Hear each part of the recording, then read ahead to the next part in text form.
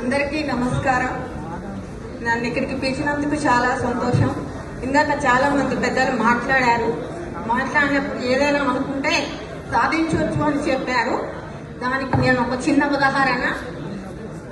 నా మ్యారేజ్ అయినాక 16 years house wife గానే ఉన్నాను. నా బాబు MBBS మెడిసిన్ సీట్ కోసం కష్టపడుతున్నప్పుడు నాకు వచ్చిన ఫిట్నెస్, యోగా వల్ల, మెడిటేషన్ వల్ల నా బాబుకు ర్యాంక్ రావడానికి చాలా ఉపయోగపడింది. ఆ నిమిషం నా బాబు నన్ను ప్రోత్సహించి, అమ్మా నువ్వు నాకు ఒక్కదానికే ఇది చెప్తున్నావు, అందరికీ చెప్తే బాగుంటుంది అని చెప్పినాడు. అప్పుడు చెప్పినప్పుడు నా హస్బెండ్ కూడా చూసి, ఓకే నువ్వు చేస్తానంటే నేను సపోర్ట్ చేస్తానని ఆ చిన్న బాబు నాకు చెప్పింది. ఈ రోజు నేను 8 సంవత్సరాలైంది ఈ ఫీల్డ్కి వచ్చి. నాకు చాలా అవార్డ్స్ వచ్చాయి.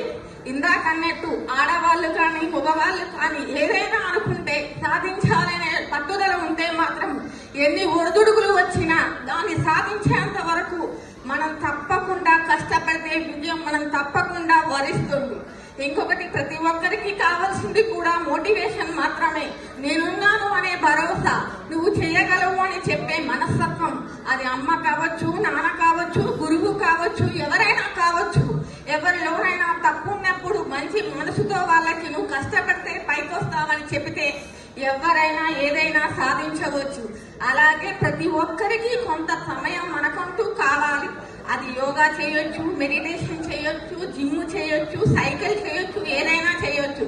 దానికోసం ప్రతి ఒక్కరూ తప్పకుండా 45 నిమిషాల పాటు సమయం కేటాయించి రోజు మొత్తం ఎనర్జీగా ఉండొచ్చు. నా పేరు వాసవి. నేను వాసవి ఉమెన్స్ ఫిట్నెస్ స్టూడియోని రన్ చేస్తున్నాను. ఇంత సమయం నాకు ఇచ్చి తెలంగాణ తరఫున నన్ను గుర్తించి ఈ అవార్డు ఇస్తున్నందుకు నేను మీకు కృతజ్ఞతలు తెలియజేసుకుంటున్నాను.